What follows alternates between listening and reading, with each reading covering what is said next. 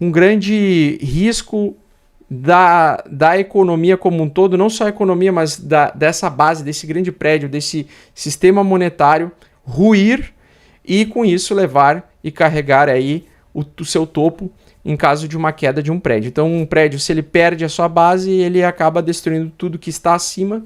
Como o mercado de criptomoedas cresceu e se desenvolveu como uma das últimas inovações, metaverso, gamecoins e assim por diante, e criptomoedas em geral, ele está lá na ponta, né? Na minha opinião, ele está ainda acima no nível de risco, acima do nível das startups. Então nós temos o seguinte, na base, o que está abalando a base, né? Contração econômica, apertamento quantitativo, então elevação da taxa de juros, tira o estímulo das pessoas fazerem investimentos, tomar empréstimo para fazer compra fazer investimentos em empresas. As grandes empresas acabam também tendo bastante dívida, devendo para bastante credores, porque elas se expandiram dentro de uma economia muito expansionista. Elas utilizam dinheiro de terceiros, de credores, para fazer alavancagem, para tentar crescer mais rápido, porque às vezes a demanda tem essa necessidade, né? Então o que acontece? A gente tem então o resultado do aumento da taxa de juros que está fragilizando a base. Qual é o primeiro impacto que vai atingir? Qual é a primeira coisa que atinge dentro de uma quebradeira de uma base de um prédio como esse daí? Bom, primeira coisa, o primeiro impacto é o emprego. Tá? Então a primeira coisa que vai ser atingida é a questão do emprego, que vocês estão enxergando agora, né? Então se você fizer uma pesquisa rápida aqui no tio Google, se a gente pegar aqui o tio Google e pesquisar aqui rapidamente, a gente pode colocar assim, empregos, vamos lá, Apple, né? Ou Google, vai lá. E aí você vai em notícias aqui, vamos ver se aparece alguma coisa. Vamos ver aqui, vamos ver se tem desemprego aqui. Aliás, desemprego, né? Desemprego. Então você vai pegar aí e vai ver o desemprego aumentando em diversas empresas, tá? Então eu vi aí recentemente a do Google, a do aumento do seguro-desemprego também da Apple. E a gente vai ver então, primeira coisa sendo atingida, a questão do emprego.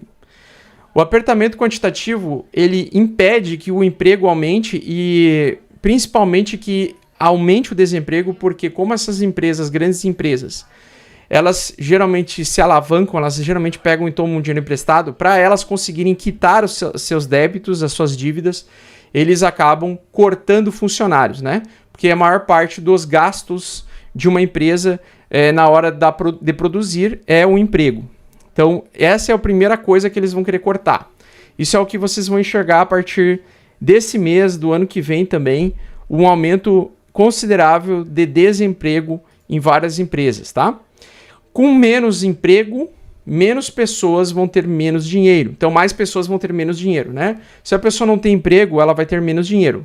Se ela tem menos dinheiro, ela não vai fazer empréstimos e também não vai fazer financiamentos para comprar casas. E aí isso acaba afetando bastante coisa.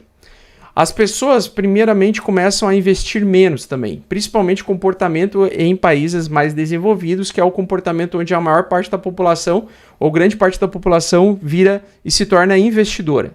Então a pessoa ela trabalha, ela usa parte do seu dinheiro para comprar empresas, ações de empresas, para agir como um acionista dessas empresas. Só que se ela não tem emprego, não tem dinheiro, ela vai focar o dinheiro que ela possui em sobrevivência. Então a sobrevivência reduz o dinheiro desses mercados de capitais, reduz a demanda compradora, as pessoas não têm interesse em comprar ativos voláteis, e aí nós temos as quedas dos ativos mais voláteis, como o mercado de ações, por exemplo, e o mercado de criptomoedas também, que fazem parte desse grande prédio que está com a sua base sendo, vamos dizer assim, triturada aos poucos, né? As ações, então, qual é o impacto principal aí? As ações começam a cair. E vocês estavam vendo que a gente estava dentro de um mercado que acompanhava o mercado de ações tradicional. Então, o mercado de ações tradicional ele cresceu bastante, mas o mercado cripto cresceu muito mais. Porque o mercado cripto ele começou a se inovar, ele é um mercado em inovação e também em tecnologia, que está crescendo nos últimos 10 anos, praticamente. Começou pelo Bitcoin, depois começou por outras moedas, o próprio Ethereum, por exemplo. Então, o impacto do preço de várias empresas vai, com certeza, impactar nas empresas que geram e que constroem esses ecossistemas de blockchain que vocês conhecem, tipo Polkadot, Ethereum, Cardano e assim por diante. Tá? Então as ações tendem a cair, com elas o mercado de criptomoedas também tende a cair. As pessoas deixam de comprar casas, então com menos dinheiro as pessoas também não vão fazer financiamento das suas casas, ou ainda pior, vão aumentar a sua dívida e não vão conseguir quitar imóveis, não vão conseguir pagar pelos financiamentos que elas já fizeram, que elas já iniciaram. Então a gente vê um abalo muito grande que demora um certo período de tempo. Então só agora, passando depois do início do apertamento quantitativo, só agora no final do ano que nós estamos vendo o número de desemprego aumentar. Então o número de desemprego começou a aumentar mesmo agora de um mês para cá. Aliás, esse mês para cá. Ou seja, o resultado de um mês para cá, porque o resultado desse mês, do mês passado, acontece esse mês, né? Então é sempre os resultados aparecem para nós um mês depois do fato estar acontecendo. Então, só no mês de outubro é que, de fato, o mercado sentiu um aumento do desemprego a uma quantidade maior do que era o esperado. Com isso, pessoal, nós temos esse gráfico aqui. Por exemplo, esse gráfico aqui, ele mostra, então, o balanço das pessoas, né, em relação a economizar dinheiro. Então, quando nós temos esses picos, assim, é quando está o maior número de pessoas fazendo investimentos ou usando dinheiro para investir.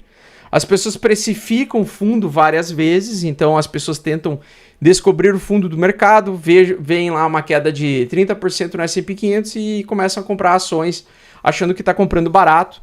E aí nós temos esses movimentos de acumulação de dinheiro, né? E agora as pessoas, dá para ver que desde o seu pico aí nós temos uma queda muito grande vamos dizer assim, aí dos americanos seria a poupança, né? Então a linha verde é a poupança das pessoas, é o dinheiro guardado pelos americanos ao longo do tempo. E a linha vermelha que vocês estão enxergando aí é a linha de endividamento no cartão de crédito, tá? Então esse é o nível de endividamento que nós temos. Nós temos agora a população sofrendo bastante, e lembrando que esse é um gráfico de setembro, tá? Então não é um gráfico atualizado em outubro, é apenas setembro, então de 2 meses atrás. E nós lá naquele período, eu já tinha postado essa imagem lá no meu Twitter, há 2 meses atrás, uma imagem semelhante a essa, mostrando o número de endividamento do americano médio. Então nós temos um recorde aí de endividamento. O ponto mais longo, mais alto de endividamento que nós chegamos foi pré-pandemia, tá? Então foi pré-pandemia. E agora nós temos, então, e a gente viu também o pessoal guardando dólares, né? Então na pandemia, no dia 12 de março, ali 13 de março, quando teve o estouro, vocês viram que muita gente começou a trocar ações por dólar e guardar esses dólares, por isso que você vê esse pico verde aí de alta. Só que agora nós estamos nesse cenário aí de endividamento máximo da população, a população está começando a ficar endividada, ela está começando a sentir a falta do dinheiro, e aí o que acontece, né? A gente ficou por um período de mais de 10 anos de dinheiro novo no mercado. Mais de 10 anos de dinheiro novo no mercado, sendo colocados no mercado num fator expansionista. E no meio desse caminho aconteceu muita alavancagem. E aí o que acontece, né? Você pega ali os credores da FTX, você vê lá que tem 50 credores. Isso a gente está falando só da FTX.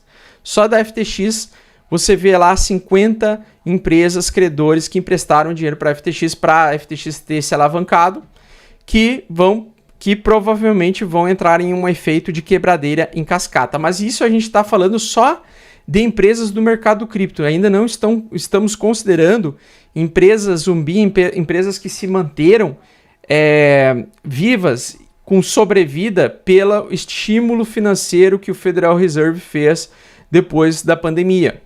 Lembrando que eles fizeram esse estímulo, esses cheques, mandaram para as pessoas que não poderiam trabalhar naquele período de afastamento social.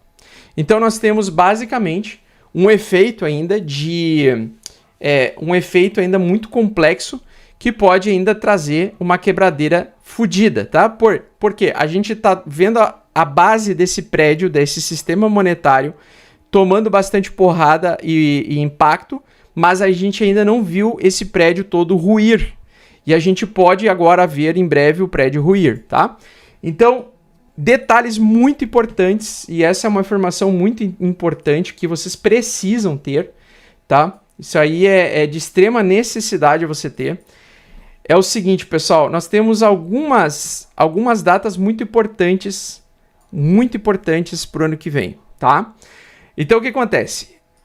Nós vamos ter agora em janeiro de 2000 o resultado do balanço das empresas, o resultado anual ou o resultado do quarter 4, que seria o Q4, que seria, na tradução livre, aí seria o quarto trimestre do ano, tá? Então, o Q4, quando a gente fala Q4, é o quarto trimestre do ano, o resultado do balanço do quarto trimestre das empresas, ou seja, o resultado anual, se as empresas tiveram lucro ou não. Esse é o resultado mais importante junto com o Q2. Então, todo fechamento, existem, 4 trimestres no ano, 2 semestres, correto? Então, o Q4 e o Q2 de cada ano, ou seja, o balanço do segundo trimestre e do quarto trimestre de cada ano das maiores empresas, é o resultado mais importante para os acionistas, para os investidores. Lembrando que as pessoas lá nos Estados Unidos, elas têm bastante o costume de fazer investimento, aí mais de 50% da população investe no mercado de ações, tá? Mas isso não significa que elas acompanham todos os dias, diariamente, ou são day traders, ou são swing traders, ou ficam operando o tempo todo. Não, a maioria dos investidores, elas vão comprando e aportando ao longo do tempo, tá? Nós teremos, então, o Q4, que vai ser um resultado que vai acontecer em, acho que é 20 de janeiro de 2023, tá? Então, em 20 de janeiro de 2023, a gente vai ver o resultado do balanço das maiores empresas americanas. Essa é uma data extremamente importante e esse é um mês extremamente importante. Por quê? Porque se a gente acompanhar como foi o resultado do balanço das empresas, ele é atrasado, né? O resultado vem com atraso. Ou seja, quando começou o apertamento quantitativo em março, as empresas, o Q1 das empresas, lá em abril, o resultado em abril, do primeiro trimestre das empresas, saiu positivo, muito positivo, saiu fora do normal. O que até trouxe uma certa alta para o mercado de cripto e para o mercado de ações. Depois, em julho, nós tivemos também o Q2, também com balanço positivo das empresas. Por quê? Porque elas ainda estavam muito alavancadas. Mas à medida que em maio vocês viram aquela empresa Three Arrows Capital começar a quebrar no mercado cripto, e você vê que ela estava vinculada a outras empresas, acho que a Celo, agora não sei o nome da outra empresa que quebrou junto, nós tivemos a Voyager, né? A Voyager. Nós tivemos, então, essa quebradeira aí só dessas duas empresas, fora ainda outras empresas alavancadas do mercado tradicional que ainda não começaram a quebrar. E aí a gente sentiu o impacto dessas quedas depois, agosto, setembro, o mercado voltou a cair e saiu o Q3. Já no Q3, que é o resultado do terceiro trimestre dessas empresas, já saiu meia boca. Ele não saiu alto igual o Q2 e nem o Q1, e ele saiu assim, alguns setores como bancos vieram positivos, mas outros setores vieram bem em queda, como o Facebook, por exemplo. Então você vê um sofrimento das Big Techs primeiro sofrer mais do que as outras empresas. E as empresas menores com mais sofrimento ainda do que essas Big Techs. Agora, em janeiro, a tendência é que com o aumento de desemprego, a gente veja o último trimestre do ano com uma queda mais forte, mais acentuada do resultado do balanço das empresas. Com menos dinheiro, com menos lucro ou sem lucro, os investidores dessas empresas não vão receber, talvez, dividendos ou vão receber um dividendo bem pequeno, bem pífio, o que vai impedir muitos desses investidores de fazer novos reinvestimentos e comprar ações e fazer aquele efeito bola de neve, que é um reinvestimento contínuo que acaba se justificando o gráfico do S&P 500 sempre tendo em alta. Tá? Então, por abalar as estruturas da base desse sistema monetário, nós vamos ver provavelmente um resultado bastante negativo do resultado do balanço dessas empresas. Então, o que eu acredito? Eu acredito que a gente pode ter uma alta de curto prazo, ainda dezembro para janeiro, só que se chegar de dezembro para janeiro em tendência de alta, eu acredito que ele vai retomar a queda mais para frente. Ele vai retomar a queda, na minha opinião, no final de janeiro, iniciando mais um trimestre de queda. Por quê? Porque as pessoas não terão dinheiro para comprar ações, para empurrar para frente e fazer reinvestimentos, como eu acredito que acontece quando sai o balanço positivo das empresas. As pessoas vão ter menos dinheiro, beleza? Então o mercado ele fica muito mais frio, muito mais gelado, digamos assim, com muito menos liquidez. E, apesar da elevação da taxa de juros estar começando a reduzir, ou seja, a próxima reunião do Federal Reserve, que vai acontecer entre dia 13 e 14 de dezembro, se eu não me engano, ou 14 e 15 de dezembro, acho que é 13 ou 12 e 13 de dezembro, vai acontecer a próxima reunião do Fed. Nessa próxima reunião do Fed, a estimativa do mercado é que ele aumente 50 pontos base.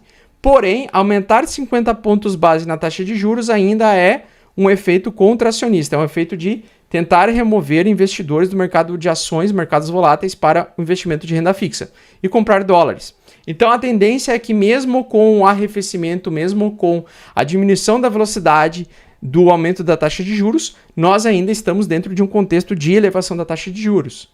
E isso significa que, apesar das altas de curto prazo tímidas, isso pode antecipar para nós que ele está fazendo um pullback no gráfico para o preço voltar a cair mais para frente e derreter muito mais, porque nós não teremos no Q4 provavelmente dinheiro para os investidores fazerem rolagem de, vamos dizer assim, de novos investimentos ou fazer a compra de novas ações e ativos de risco, tanto o mercado cripto quanto o mercado tradicional. Então acho que os dois vão voltar a derreter depois mais para frente, tá? Provavelmente em janeiro.